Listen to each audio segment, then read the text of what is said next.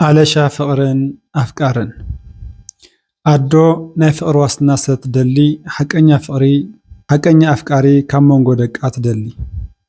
أبوونكم أدو ناي فقر واسنا ستدلي حقنيا أفكاري كمون قدك أتدلي أبوونكم كوتاس كل سب تنكران وحسن زخنا فقر ستدلي فقر إنها نتن أفكارنا علشان ينبر ነገር ግን ዝሃነፀ ፍቅሪ እንትፈርስ ናብ መርገምን ምምራርን ይኣቱ ብተወሳኺ ብዓቕሚ ብግዜ ዝተደረተ ፍቅሪ ብምዃኑ ድሓር ምጉዳእ ይተርፍ እዩ ሓቀኛን ፍጹምን ኣፍቃሪኻ ክርስቶስ ጥራሕ እዩ ብጣዕሚ ይፈቱን እዮም እትብሎም ሰባት ኣብ ናይ ክርስቶስ ቦታ ስለ ዘቐመጥካዮም ሓዚ ክተወርዶም ይግባእ ንሱ ናይ ክርስቶስ ቦታ እዩ ሓቀኛን ፍጹምን ኣፍቃሪኻ ክርስቶስ ጥራሕ እዩ ብጣዕሚ ይፈቱን እዮም እትብሎም ሰባት ኣብ ናይ ክርስቶስ ቦታ ስለ ዘቐመጥካዮም ሓዚ ክተወርዶም ይግባእ ንሱ ናይ ክርስቶስ ቦታ እዩ ስለ ሓቀኛ ፍቅሪ ኣብ ናይ ክርስቶስ ቦታ ማንም ክቕመጠሉ የብሉን ኣለኒ ኢልካ ትምክሐሉ ብጥቕሚ ወይ ብግዜ ተደረተ እዩ ንሱ ኣብ ቦቱ እምበር ኣብ ክርስቶስ ቦታ ክቕመጥ የብሉን ምንም ነገር እንትገጥመካ መጀመርያ ናብ ሕልናኻ ዝመፅእ ኣለኒ እትብሎም ሰባት ዘይኮነስ ክርስቶስ ክኸውን ይግባእ ምንም ዝቁፀር ንብረት ተዘይብልካ ጽቡቕ ባህሪ ስለ ዘለካ እዮም ዝፈትዩኻ መን እሞ ምስ ርስሓትካ ዝፈትወካ መን እሞ ምስ ሕማቕ ባህሪኻ ፍቅሪ ዝበካ መን እዩ ምስ ሕማቕ ሓጢኣትካ ዝፈትወካ ገንዘብ እንተለካ ብገንዘብካ ጽቡቕ ፀባይ እንተለካ ብጽቡቕ ፀባይካ እዮም ዝፈትውኻ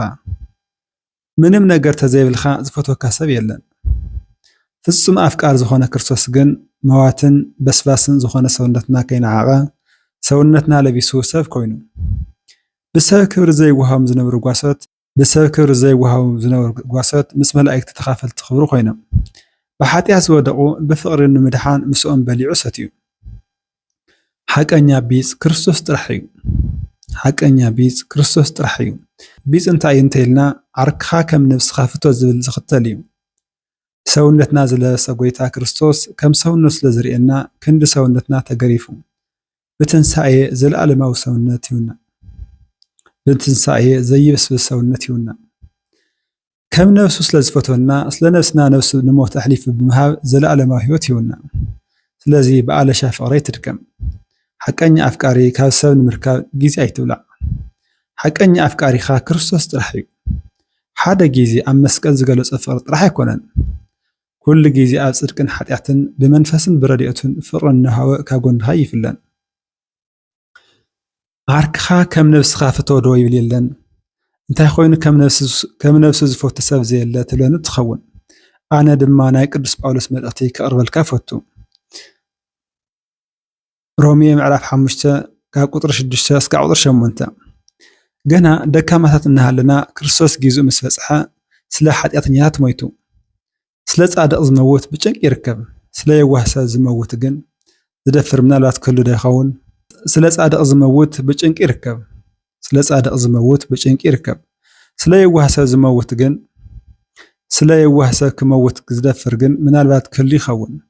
ስለ የዋህ ሰብ ግን ክመውት ዝደፍር ምናልባት ክህሉ ይኸውን ነገር ግን ገና ሓጢኣተኛታት እናሃለና ክርስቶስ ለንዓና ሞይቱልና እግዚአብሔር ንዓና ዘለዎ ፍቅሪ ናቱ ፍቅሪ የረድእ ጥቕልል ብዝበለ መልክዑ ናይ ቅዱስ ጳውሎስ መልእኽቲ እንትንርኢ ስለ ሓጢኣተኛ ስለ ዝሓመመ ስለ ዝዓበደ ስለ ዝረስሐ ዝመውት ሰብ የለን እንተተረኺቡ እውን ምናልባት ስለ ጻድቕ ሰብ ጥራሕ እዩ ስለምንም ዘይብሉን ስለ ሓጢኣተኛን ዝመውት ሰብ የለን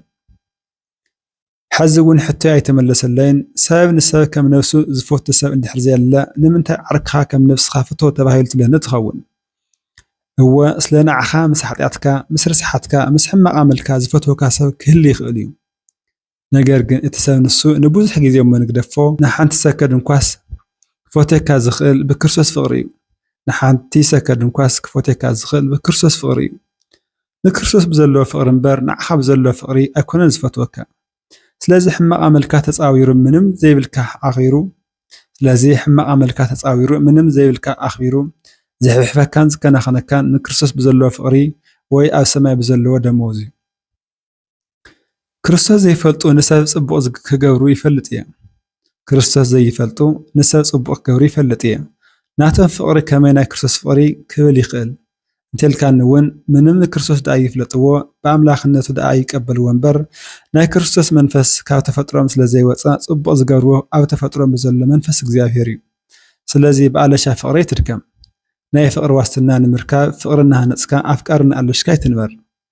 ምንም ከይተጸበኻ ንክርስቶስ ብዘለካ ፍቕሪ ንሰፍቶ። ሓቀኛ ኣፍቃሪኻ ግን ኣብ ሰማያ ሰማያት ኣብ መላእ ምድሪ ዝርከብ ሓቀኛ ኣፍቃሪኻ ክርስቶስ ጥራሕ እዩ። ብግዜ ዘይድረት ፍቕሪ፣ ብሞት ዘይድረት ፍቕሪ፣